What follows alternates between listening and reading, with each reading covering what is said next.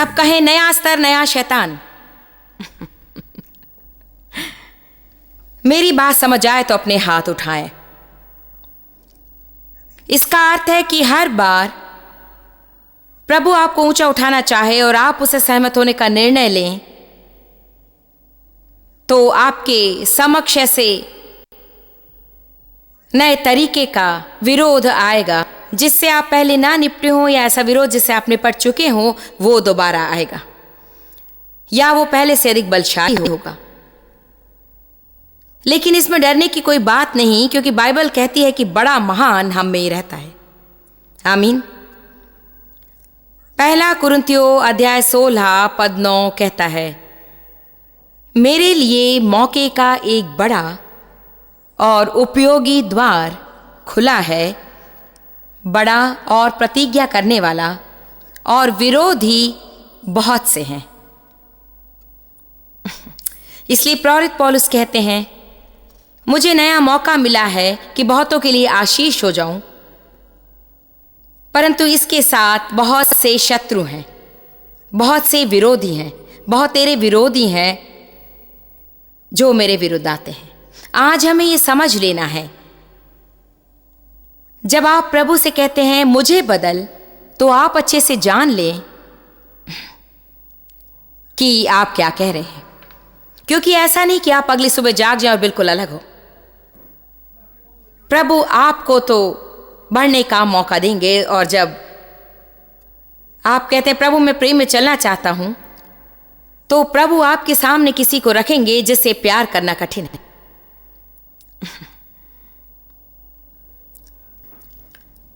जब आप धीरज के लिए प्रार्थना करते हैं,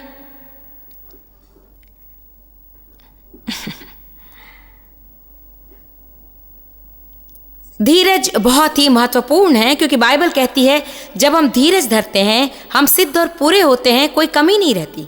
याकूब 1 ये आत्मा के फल स्वरूप है जिसे हमें खोजना है। इसलिए प्रभु से धीरज मांगने से डरना। यूनानी भाषा में अगर देखें, ये वास्तव में कहता है कि धीरज आत्मा का फल है जो केवल परीक्षाओं में बढ़ता और उन्नति पाता है। आप इसे दूसरे तरीके से नहीं पा सकते। देखिए, बात यह है कि हम यहां हैं और वो चाहते हैं जो वहां पर हो, परंतु भूल जाते हैं कि उसे पाने के लिए हमें यहां से होकर जाना है। यहां मैं प्रभु से सुनती हूं और प्रभु जो चाहते कि मेरे पास हो वो वहां पर है, परंतु यहां मेरा कुछ विरोध होगा। इसका यह अर्थ नहीं कि पूरा विरोध होगा, परंतु इसका अर्थ है कि मार्ग में शैतान कोशिश अवश्य करेगा कि जो प्रभु चाहते हैं कि मेरे पास हो उसे मेरे पास होने से वो रोके, और प्रभु जो चाहते हैं कि मैं करूं उसे करने से वो मुझे रोकना चाहता है। और यही बात यहाँ बैठे हर एक के साथ होती है। यदि आप सच में विजयी मसीह होना चाहते हैं, यदि सच में प्रभु की सेवा करना चाहते हैं और सच में संसार में बदलाव लाना चाहते हैं, कितने संसार में अलग कुछ करना चाहते हैं, ये बुरी बात होगी कि आप अपने जीवन के अंत में पहुंचे और मुड़कर देखें तो जाने कि आपने कभी किसी की भलाई नहीं की, बस जगह पकड़ कर रखी थी। जब मैं चली जाऊं तो मैं चाहूंगी कि लोग जाने कि मैं यहां आई थी, और चाहूंगी कि लोग मुझे याद करें। हमें समझना है कि यदि हमारा जीवन उस तरह से फलवंत होगा, शैतान फल नहीं चाहता, वो फल पसंद नहीं करता है। हमें दृढ़ संकल्प करना है, हमें तैयार होना है कि सही बातों को करे बार बार बार बार और फिर बार बार, और सही बातों में एक ही बार आपको सही परिणाम नहीं मिलेंगे। मुझे जानना होगा कि सही क्या, और मुझे इसे करना है, करना है, करना है, करना है, करना है, करना है, करना है, करना है, करना है, और जब तक मैं इससे परेशान न हो जाऊं और लगे कि मैं और नहीं कर सकती, तब मुझे उठकर दोबारा करना है। बाइबल धीरज के बारे में कहती है, धीरज का अर्थ है शैतान के सामने ना गिरना। हमें डटे रहना है, हमें स्थिर रहना है, और हमें संकल्प करना है। यदि किसी बात के लिए आपको अपना मन तैयार करना है तो वो है, मैं कभी हियाव न छोड़ूंगा। मैं शायद इसे पहली बार में सही ना करूं, परंतु मैं कभी खत्म नहीं करूंगा और कभी हिम्मत नहीं हारूंगा। आमीन। इंग्लैंड में सेवकों के समूह ने मुझे थोड़े दिन पहले मैं प्रश्नोत्तर सत्र चला रही थी और इसके लिए आपको तैयार होना पड़ता है कि अपनी आत्मा से उत्तर दे, क्योंकि आपके पास सदा समय नहीं होता कि कुछ अच्छे उत्तर तैयार करें। उनमें से एक ने मुझसे पूछा कि परमेश्वर की मदद के अलावा आपकी सेवकाई की सफलता का नंबर 1 कारण आपको क्या लगता है? और मेरी आत्मा से निकलकर मुंह से बाहर आया कि मैं हिम्मत हारने से इनकार करती हूं। मैं आज आपसे कहना चाहती हूं, चाहे आपके पास कुछ भी क्यों ना हो, यदि आपके पास संकल्प है तो विजय हासिल करने के लिए यह पर्याप्त है।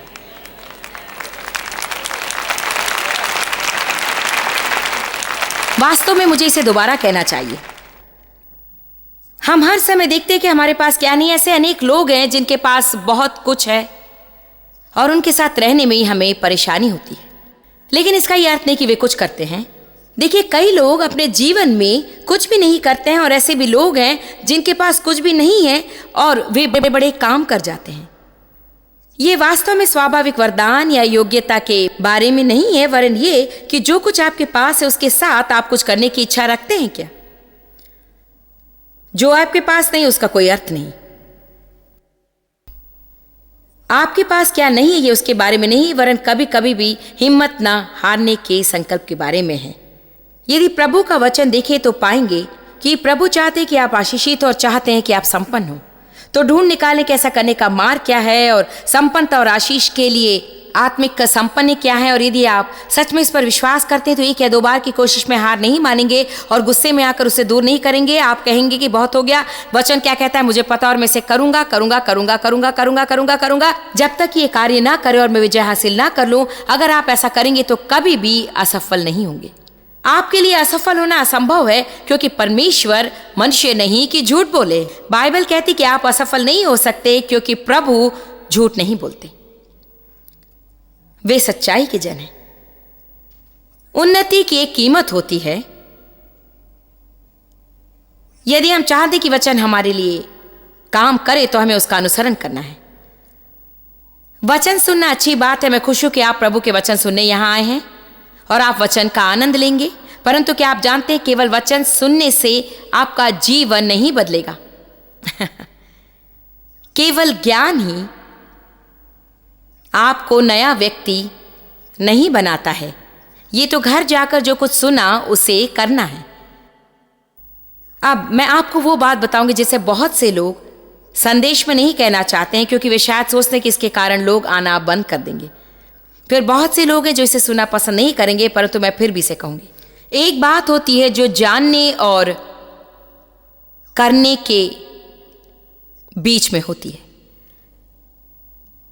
जानने और करने के बीच एक बात होती है कि आप चाहते कि मैं उसे बताऊं, दर्द। मैंने कहा था कई पसंद नहीं करेंगे। दर्द क्या, आपका क्या अर्थ है? मैं आपको कुछ बताऊं। यदि आप देने के बारे में सुने और महसूस करके प्रभु आपके हृदय में डालते कि आप घर जाएं और अपनी पसंदीदा चीज दे दें, तो आपको कुछ दर्द होगा, क्योंकि आपके शरीर में से कुछ भी आपको उत्साहित नहीं करेगा। देखिए, जब हम दर्द के बारे में कहते तो हम अधिकतर शारीरिक दर्द के विषय नहीं कहते हैं। मैं कह रही हूं भावनात्मक दर्द और आज्ञाकारिता के दर्द के बारे में। और मेरे लिए मेरा मुंह बंद रखना ही एक बहुत बड़ा दर्द है, सचमुच बड़ा दर्द है। आप समझ रहे ना? किसी को क्षमा करना या किसी के पीठ पीछे ना बोलने के बारे में क्या, और छोटी छोटी टिप्पणी ना करना। अब हम प्रचार कर रहे हैं, आमीन। ठीक है, मैं पूरे दिन भर आपको अधिकारियों के अधीन रहने के विषय सिखा सकती हूँ। वो चोट नहीं पहुंचाता। देखिए कि जब पहली बार आपको कोई कुछ ऐसा करने के लिए कहे जिसे आप पसंद नहीं करते तो क्या होता है। पता नहीं। अब हम उस बिंदु पर पहुंचे कि कौन इसे करता है और कौन नहीं। बाइबल कहती है मरकुस 4 में कि कैसे प्रभु का वचन अलग अलग हृदय में बोया जाता है। कुछ लोग अच्छे होते हैं, वे वचन सुनते हैं और वे इसे आनंद से ग्रहण करते हैं। महिमा महिमा। वे अब तक उत्साहित होते जब तक वे बाहर जाकर कुछ विरोध का सामना नहीं करते। हम इसी प्रकार की बात कर रहे हैं। इसे सुनना आसान है, परंतु केवल सुनने मात्र से आपका जीवन नहीं बदलेगा, इसे करने से ही होगा। वचन से करने वाले आशीषित हैं। और यदि आप वचन को सुनकर उसका अनुसरण करते हैं तो आप उस व्यक्ति के समान होंगे जिसने अपना घर चट्टान पर बनाया। और जीवन की बाढ़ आएगी और आंधी चलेगी तो वे आपके घर को नाश नहीं करेंगी। परंतु यदि आप वचन सुनते और उसे नहीं करते हैं तो आप उस व्यक्ति के समान होंगे जिसने अपना घर रेत पर बनाया और जब आंधी आती है उनका घर नाश हो जाता है, क्योंकि उनके पास मजबूत नींव नहीं है। जिस भाग के विषय में आपसे कह रही हूं, ये वो भाग नहीं जिसे कोई और आपके लिए कर सकता है। मैं आपके लिए कर रही हूं। मैंने अब तक काम कर लिया है। पिछले 2 दिनों से मैं सुबह 6:30 बजे उठी हूं। मेरे नोट्स को बार बार और बार बार पढ़ती रही हूं। यहां आने के लिए मैं आज सुबह जल्दी उठी हूं। आज दोपहर मैं अपने सोफा में बैठी और इन बातों का अध्ययन फिर से किया और प्रार्थना की। हमने आपके लिए प्रार्थना की, मध्यस्थों ने आपके लिए प्रार्थना की। हमने शैतान को धिक्कारा, प्रधानता और अधिकारियों पर अधिकार पाया। और आप तो बस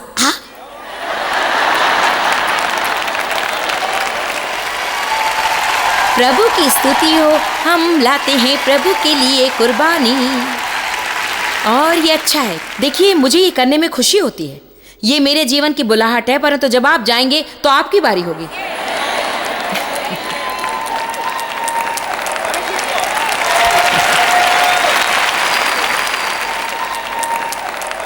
हमारा काम है कि आपको प्रशिक्षित करें कि आप बाहर जाकर सेवकाई का काम कर सकें। आमीन।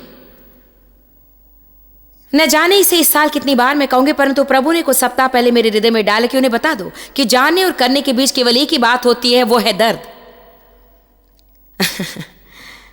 विरोध में से होकर जाना ही उन्नति की कीमत होती है। हर कोई आराम से चलकर बदलाव पाना चाहता है। आज आप सब कुछ आराम से चलकर पा सकते हैं, लेकिन आप प्रभु की ओर से बदलाव आराम से चलकर नहीं पा सकते हैं। आपको बदलाव के लिए उसमें से होकर गुजरना होगा।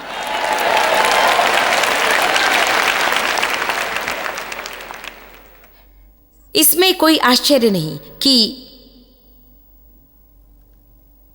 एक मां ने यीशु के पास आकर कहा, मैं चाहती हूं कि मेरे 2 बेटे आपके द्वारा सामर्थ्य आशीष पाए। जब आप अपने राज्य में आए तब एक आपके दाहिने और दूसरा आपके बाएं बैठे। ये है मत्ती 20 में। और जानते यीशु ने उससे क्या कहा? तू जानती नहीं कि क्या मांगती है। फिर उन्होंने एक दिलचस्प बात कही, जो प्याला मैं पीने पर हूं क्या तुम उसे पियोगी? वही संदेश आज मैं प्रचार कर रही हूं। ओह, मैं सेवकाई में रहना चाहता हूं। क्या सच में? ओ प्रभु, मैं सिस्टर जॉयस जैसे सेवकाई चाहती हूँ। ओ, क्या आप सच में? देखिए, हम कई बार चीजें मांगते हैं लेकिन चाहते हैं कि बिना परिश्रम वो मिले।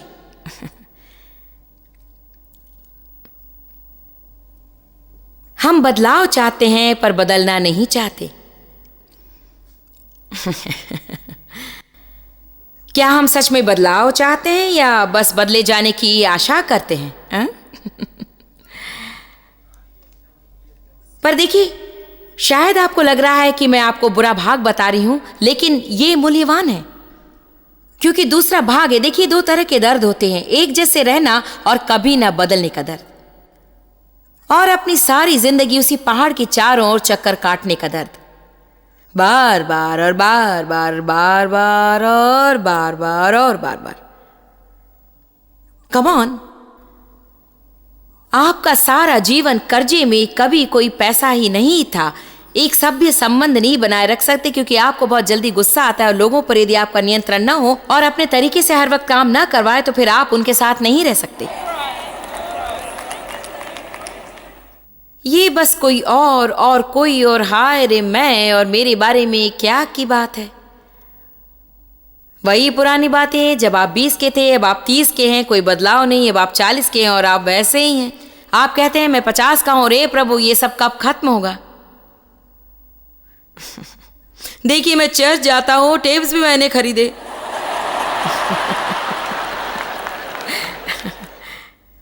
कम ऑन, आपको सच बताऊं, आपको और कुछ ज्यादा सुनने की जरूरत नहीं है।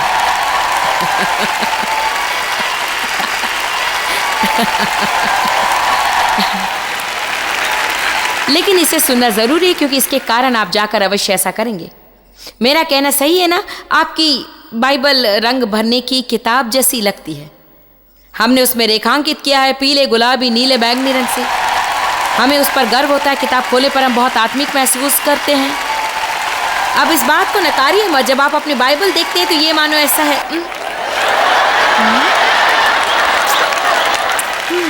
My my my my my my,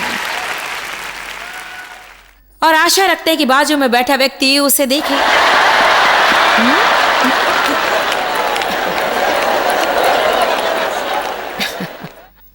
ओह हाँ, आमीन ब्रदर। मैंने 1 साल पहले सिस्टर जॉयस को प्रचार करते सुना था। टेप्स खरीदे, सिलेबस पाया। आप क्या कर रही हैं?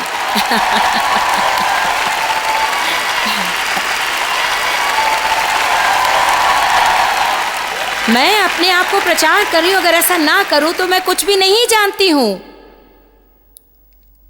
वचन के करने वाले आशीषित होते हैं, केवल सुनने वाले नहीं परंतु करने वाले। याकूब 1 में वो कहता है, यदि आप केवल सुनने वाले हैं और करने वाले नहीं, तो आप सच के विपरीत सोचने के कारण स्वयं को धोखा देते हैं। वो इसी तरह से आता है ना?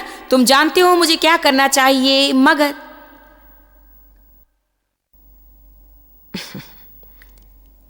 मैं जानती हूं ये सही है। धन्य प्रभु, आपको ये करना चाहिए। मैं जानती हूं मुझे करना चाहिए, मगर। और हर समय हमारे पास उन मगर में से एक होता है। ये एक बहाना है जो हमें फिर से एक बार उसी मोर पहाड़ की ओर ले जाता है। हमें इस्राएलियों के समान नहीं होना चाहिए जो प्रतिज्ञा के देश की सीमा तक आए और कुछ समय के बाद भेदिए देश में गए। 12 भीतर गए और 12 बाहर आए। मूसा ने कहा, भीतर जाओ और देखो कि क्या ये अच्छी भूमि नहीं जिसमें दूध और मधु की धाराएं बहती हैं। वे भीतर गए, परंतु 10 किसी और दानों के विषय कहते बाहर आ गए। ओ, वहां पर बड़े फल हैं। ये सही है कि वहां आशीष हैं। ओ, परंतु वहां दानव हैं। वे किसके बारे में कह रहे थे? विरोध, परेशानी, थोड़ा सा दर्द, थोड़ी सी असुविधा, कुछ बातों से होकर गुजरना, अपनी जगह पर खड़े रहना, हर चीज का आसान नहीं होना। केवल 2 बाहर आए और कहा कि हम योग्य हैं। केवल 2। बाकियों ने कहा, हम नहीं कर सकते, नहीं कर सकते। तो वे जंगल में ही भटकते रहे 40 सालों तक। और प्रभु ने कहा, यदि तुम विश्वास नहीं करते कि मैं इतना महान हूं कि तुम्हें उस देश में ले जाऊं और तुम्हें विजय दिलाऊं, तो फिर यहीं बाहर जंगल में ही रहो। केवल यहोशू और कालेब और उन दूसरे लोगों की संतान ही 40 साल बाद प्रतिज्ञा के देश में गए। बाकी सब दूसरे लोग जिनके पास और कुछ नहीं, केवल मगर मगर मगर मगर मगर मगर ही था, वे वहां बाहर ही मर गए। बाइबल मत्ती 25 में भेड़ और बकरी के बारे में कहती है, जब यीशु वापस आएंगे भेड़ों को बकरियों से अलग किया जाएगा। आमीन। मुझे यह समझना होगा कि भेड़ कहती है बा, बकरी कहती है but but but but but but but.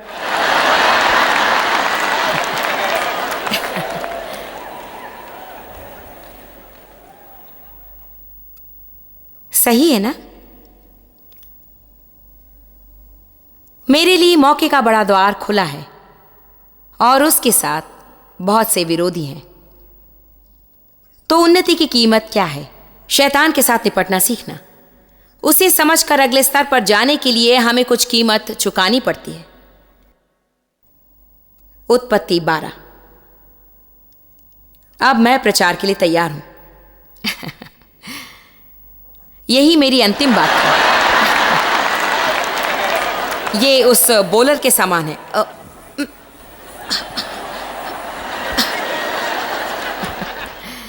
यही मुझे अंत में कहना था।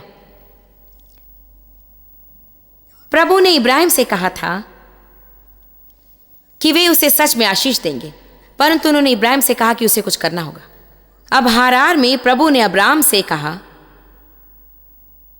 तू स्वयं जा अपने खुद के लाभ के लिए अपने देश से दूर और अपने संबंधियों से दूर, अपने पिता के घर से दूर उस देश में जा जो मैं तुझे दिखाऊंगा, और मैं तुझसे बड़ी जाति बनाऊंगा, और मैं तुझे कृपा की बहुतायत की बढ़ोतरी के साथ आशीष दूंगा, और तेरा नाम बड़ा और विख्यात करूंगा, और तू आशीष का मूल होगा, सदा दूसरों की भलाई करने वाला। इब्राहिम को उस अगले स्तर पर जाने के लिए उसके लिए वो व्यक्ति होना जिसके साथ प्रभु आगे जाकर वाचा बांधेंगे। बहुतेरे लोगों का पिता होने के लिए, बहुतेरी जाति का मूल पिता, जिस रीति से उसने प्रभु को जाना वैसे जानने के लिए और प्रभु का मित्र कहलाने के लिए उसे कुछ देना पड़ा। आज मेरा संदेश बहुत सरल है। अगले स्तर तक जाने के लिए जहां आप है वहां आपको जो कुछ बहुमूल्य लगता है उसका निवेश करना है। यदि उसका हमारे लिए कोई अर्थ नहीं तो उसकी हमारे लिए कोई कीमत नहीं। हेलो, इसलिए आपके पुराने कपड़े जिन्हें आप साधारण जगह पर पहनते उन्हें किसी को दे देना कोई देना नहीं है। सही अर्थ में बाइबल का देना नहीं। किसी को दान देना अच्छा है, उसे व्यर्थ करने से तो बहुत अच्छा है, परंतु लेकिन अगर सच में देना चाहते हैं तो उसे महसूस करें। दाऊद ने कहा, जिसके लिए मुझे कुछ कीमत ना देनी पड़े उसे मैं प्रभु को नहीं दूंगा। राजा उसे बहुत कुछ देना चाहता था, उसने कहा नहीं, जिसके लिए मुझे कोई कीमत ना देनी पड़ी उसे मैं प्रभु को नहीं दूंगा। वहां महामारी थी, उसे खेत खरीदना था और बलिदान करना था, और राजा उसे जरूरत की चीजें देना चाहता तो उसने कहा नहीं, जिसके लिए मुझे कुछ कीमत ना देनी पड़ी उसे मैं प्रभु को नहीं दूंगा। वो जानता था कि उसे वो महसूस करना था। जब प्रभु ने मुझे सेवकाई के लिए बुलाया, मेरी नौकरी थी जिसमें पूरा वक्त लग जाता था और मैं प्रभु के बुलावे पर पूरा ध्यान केंद्रित नहीं कर सकती थी जो आज मैं कर रही हूं। देखिए, तैयारी के लिए कुछ समय की आवश्यकता होती है। मेरी और डेव की पूरे समय की अच्छी नौकरी थी। मेरे पास कंपनी कार नहीं थी। हाँ, पेट्रोल के लिए पैसा कंपनी से मिलता था। मेरी अच्छी नौकरी थी, मैं मैनेजमेंट में थी और मुझ में पवित्र आत्मा समाया था। यह अद्भुत बात है, जब पवित्र आत्मा समाया हो तो यह आपकी योजना में दखल देता है। आप लोग मेरी बात तो समझ रहे होंगे। हाँ, यह अद्भुत और अच्छा है, लेकिन पवित्र आत्मा जीवन में दखल देता है। मैं नौकरी छोड़ना नहीं चाहती थी, न ही कम तनख्वाह चाहती थी। आमीन। मैं चाहती थी प्रभु मेरा उपयोग करे। उसने मुझे सेवकाई के लिए बुलाया। मुझे उसका एहसास हुआ, मैं उत्तेजित हुई कि प्रभु मेरा उपयोग करना चाहता है। लेकिन देखिए, प्रभु ने दाऊद को राजा बनने के लिए कई कई कई कई सालों तक आशीषित किया, तकरीबन 20 सालों तक।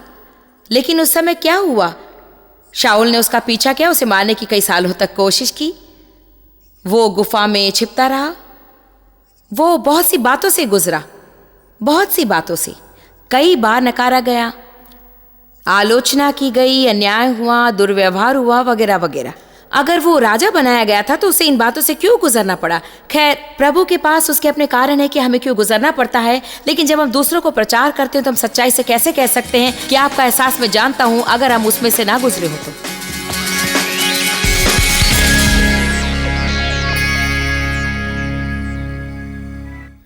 मैं आपको ये बताना चाहती हूँ कि बढ़ोतरी सदा आसान नहीं है, और ये मैं जानती हूँ, लेकिन अंत में ये मूल्यवान है।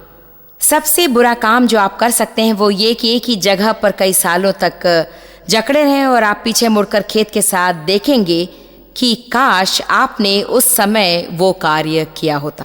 तो मेरा प्रोत्साहन है कि आगे बढ़ें और प्रभु में विश्वास के साथ उस कार्य को करें जो वो चाहता है कि आप करें, चाहे वो चुनौती भरा क्यों ना हो, चाहे वो कठिन क्यों ना हो। और एक चीज जो बदलाव से अधिक कठिन है वो है सदा एक ही स्थान पर स्थिर रहना। मेरा प्रोत्साहन है कि कभी हार न माने और कभी न त्यागें, क्योंकि प्रभु की सामर्थ आपके साथ है विजयी होने के लिए।